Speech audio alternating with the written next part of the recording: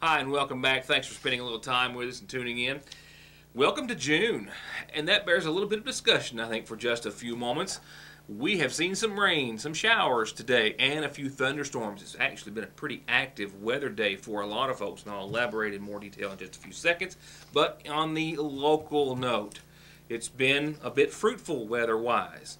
We were getting a little brown around the edges, I think everyone well noticed, because we had very little rainfall for the entire month of May. While we didn't see a great deal of rainfall today, we did see 0.6 of an inch here at the studio, and that's exactly the total that I had for the entire month of May. So in one day, we've equaled all of last month. There's still some more showers and storms in the forecast and on the radar for some folks. We'll talk more about that in just a few moments. We'll also talk about headlines tonight. An Eastern Kentucky couple killed in a big rig crash out of state, and the Royalton Rail Trail Festival. We knew it was going to be a success. Well, I think we were even underestimating that. We'll take you to the festival in just a few moments in case you weren't, or even if you were, one of the many, many who dropped by throughout the morning, afternoon, or evening. But weather-wise, it's been an active day, and in fact, catching some folks by surprise, I think, was a tornado warning issued for parts of Pike County. No word of any tornado developing or any damage associated to, but it was a small supercell that did spawn some rotation that indicated the possibility thereof. It was part of a group of showers and thunderstorms, if you can call it a group, that rolled through the area today, and of course the likes of which, as I said, gave us a much-needed 0.6 of an inch of rain. Looking ahead, the National Weather Service confirms that a stalled front to the southeast and an incoming low pressure system will lead to scattered showers and the chance of some thunderstorms over not just the next day or two, but the possibility of over the course of the next week. Looking ahead, here's your short term. We expect to see temperatures tomorrow once again into the 70s and then maybe reaching the 80s by Wednesday. But I think for most of us in most areas, we'll be in the low to mid 70s. We do see the 80s peek back into the weather forecast eventually before or around week's end, but it's going to be on the cooler side of things. A word of warning right now, about the only word of warning with the exception of a few showers and thunderstorms is with all this moisture, we will expect to see some fog. Patchy fog will be in much of your forecast, of which I'll have for you, powered by Licking Valley RECC in just a few moments. More on your weather forecast in just a few moments. Headlines begin tonight with a report concerning the death of a Magoffin County man who tragically died early Saturday morning at his home. We've learned that Jack, known to all friends and family and others as Big Jack Hunley, was discovered deceased in his driveway sometime around 5:30, I am told, Saturday morning. Reports are that he was getting out of his truck early that morning. It's believed that it jumped out of gear and that it caught a portion of his foot, pulled him underneath, rolled over him, and then caused fatal injuries. He was discovered by a family member who lives next door a few hours later. Sadly, we will have, of course, funeral service announcements for Jack in just a few moments when we reach our obituary listings. We've got other news to follow as well. We're also trying to find out some more information, about the death of an Eastern Kentucky couple killed in Pennsylvania as a result of a fiery big rig crash near Upper Saucon Township, PA. It happened on I-78. I'll take you to the scene and share with you what I can beginning after these messages. To get high-speed internet on their state-of-the-art fiber optic network for all of your home and business solutions, or to watch TV without a contract on over 200 digital channels with superb quality, or stay connected with family and friends with 24/7 telephone service you can always depend on, contact Foothills Broadband today. Or just click on their link to the right to find out how they're working to provide the latest in communications at affordable prices with exceptional service at Foothills Broadband. I've got a whole lot of fun things happening on our community calendar tonight. Before we get to that, though, and other top headlines, let's go to the Royalton Rail Trail Festival. A huge success, one for which they are already building upon for next year. With a ceremonious blast-off from our local DAV and some special recognitions of some folks who have made the first annual Royalton Rail Trail Festival such a success, it was on for a full day of fun, music, and more. It has to be good what's going to happen right here. And Rhonda, from the bottom of our heart, we thank y'all.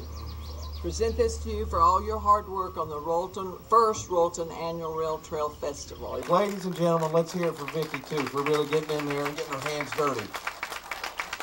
Now, when we first started, there were a lot of naysayers. There were a lot of folks that did not think that, that this would work, that it would bring in the wrong kind of people into the community. But I think you're here today for this first festival.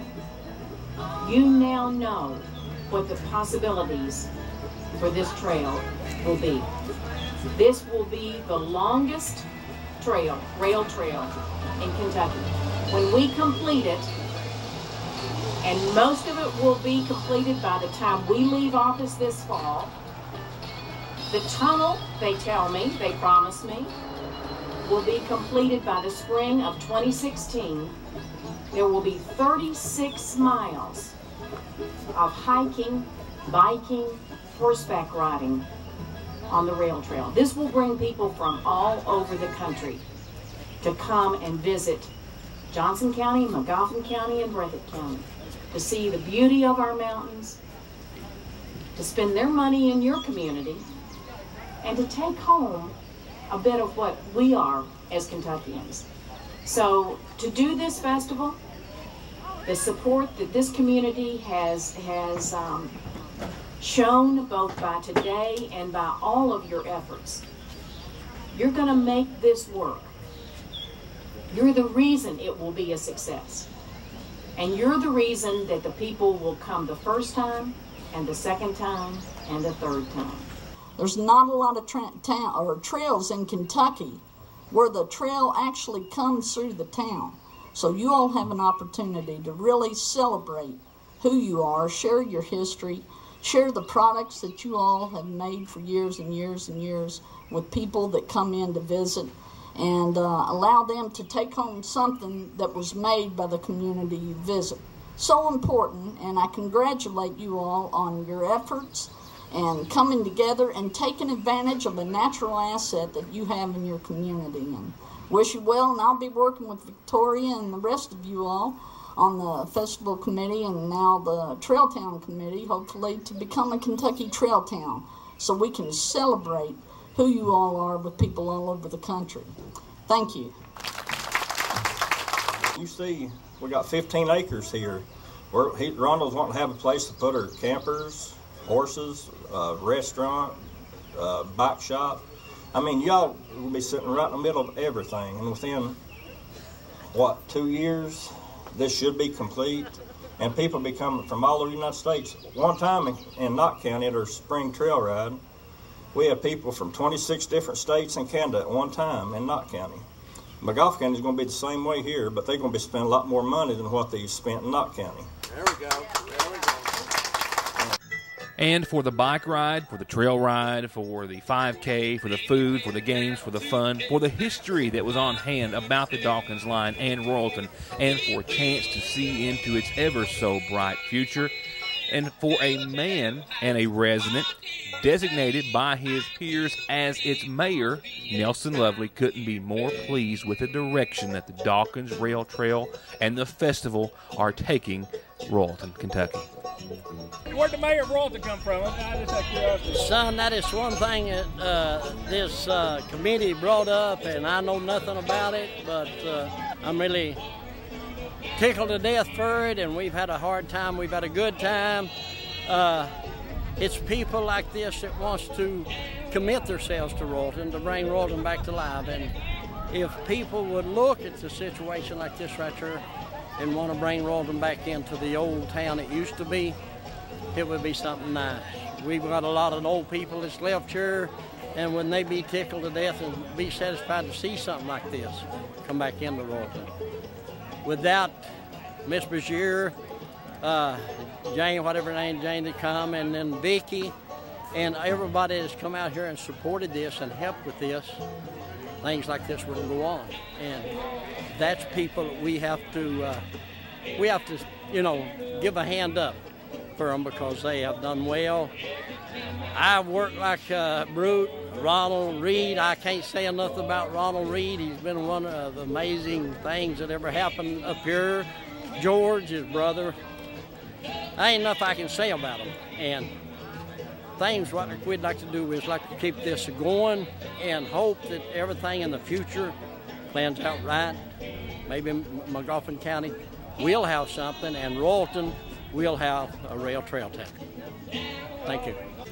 And now that the first of what will certainly be years of Royalton Rail Trail Festivals is history, that will be their focus from this point forward. As Nelson referred to, seeing that Royalton is designated as a trail town, which is a major boost to tourism, to the local economy, to the city of Royalton, the county of McGoffin, and those of Johnson and Breathitt where the trails run through as well, and certainly to our local folks. And with the support of First Lady Beshear, with the support of Elaine Wilson and many others who have also thrown their support behind those efforts, it is certain, we feel, to become a reality. Not without a lot of hard work from a lot of local folks, but certainly we believe it will become a trail town. What do you think about the festival? It's real fun! Come to it next year. It's awesome. Yeah, it's amazing. They have really good Dippin' Dots. What have y'all done today? Got food. And got food. Yep. And tell everybody your names. Grayson, Peters, and Gary Asner. You cut me so deep you don't even know.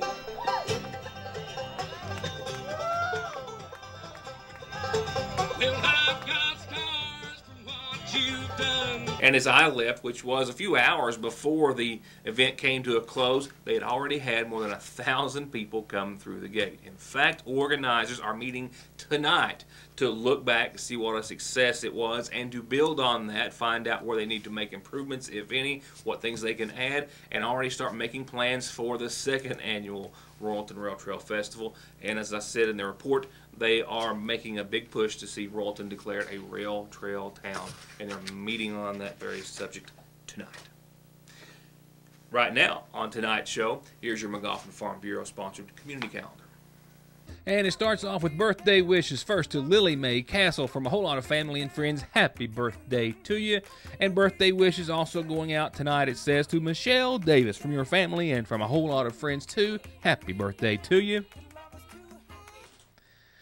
And Todd, this is going to take just a second, because from your kids and your family, I got this picture, and it has asked me along with it to say, please wish Todd Preston a very happy 87th birthday with as much love as possible from all your family and a whole lot of friends. And on that note, Todd, I also got the following announcement, and it says, please wish a happy 87th birthday to Todd Preston from all his friends at the Senior Citizen Center. So I think from just about everyone, and we'll just say from everyone, happy birthday to you, Todd. Happy 87th. First up, a reminder, the Sagersville First Baptist Church has Vacation Bible School. It started tonight at 5:45, goes to 8 o'clock through Thursday night. And if you didn't make it tonight, don't worry, you can come tonight, whether tomorrow night or the rest of the week through Thursday, mind you. Vans are running nightly. Also a reminder, the Ramey Pool opens up this Wednesday at noon, and now's the time to start calling and scheduling those parties. 349-5102 is the unpublished number to the pool, as it's a seasonal number. 349-5102. Write it down on the wall or on your calendar. That way you've got it when you need to plan a party or check on your kid.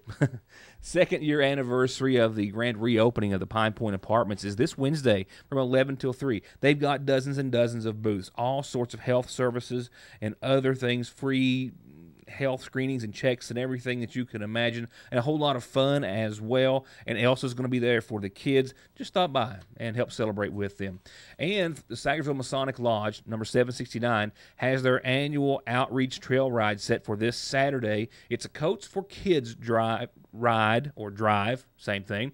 And bring your motorbike, your ATV, whatever you want to ride. It's $20 per machine. They will register at South McGoffin Elementary School at 9. The ride will start at 11. Lunch will be provided at Elkview. And, oh, by the way, bikes have to be at least 250 cc's, and you have to be at least 16 years of age to be a rider. A horse show sponsored by the McGoffin County High School. Dance team and boys basketball team is this Saturday at the Equestrian Park here in McGoffin County. 28 classes, a whole lot of fun, concessions as well. If you have any questions, call Andrea Preston at 496-5557. That's this Saturday, and it does start, I don't have that on there. It does start at 6 o'clock. I need to put that on there. The Kearney Free Will Baptist Church, well, that's where they're going to be picking, and that's where they're going to be a grinning, and they're going to be doing it this Saturday. Everyone's invited, so come and join them to have a little fun at Pickin' and Grinning at Kearney Free Will Baptist.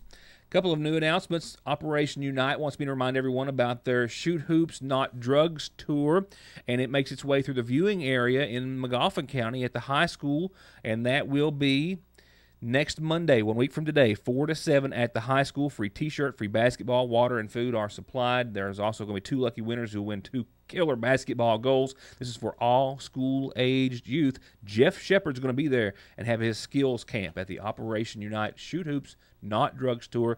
And this is the only stop I have in the viewing area, and it's at the McGoffin County High School, and it's going to be next Monday. If you have anything you would like to add to our calendar, birthdays, anniversaries, or an announcement for your church, organization, what have you, this is how you get it to us. And remember, you can always catch programming of Your News Today in case you missed it or just want to see it again at yournewstoday.com. Turning to funeral service announcements, 71-year-old Patty Cheek, Patricia Salyer Cheek of Royalton Road, passed away over the weekend on Saturday, the daughter of the late Siegel and Lois Salyer. She was married to Jimmy Cheek, who preceded her in death. She survived by her daughters, Jill Hunley and Nikki Jane Cheek. Visitation is this evening. Services will be at 11 o'clock tomorrow morning, both visitation and services from the Sagersville Funeral Home. Burial will be at the Owens Cemetery at River Road. And Jackie Lynn Hunley, Big Jack, 56 of Borders Road, passed away Saturday, the son of the late Foy and Ida Mae Hunley. He's survived by sons Joshua Cheek and Jeremy Hunley. Visitation continues this evening, and prior to services, they'll be tomorrow afternoon at 2, both visitation and services from the Sagersville Funeral Home. That's also the case for Patty Cheek. She's also at the Sagersville Funeral Home, in case I left that out. Burial for Jack will be at the Daniels Hunley Cemetery on Borders Road. Once again, services in his honor tomorrow at 2. And this last announcement comes in loving memory, it says, of our daughter, Jennifer Vanderpool, from her mother, Janet, and dad, Henry.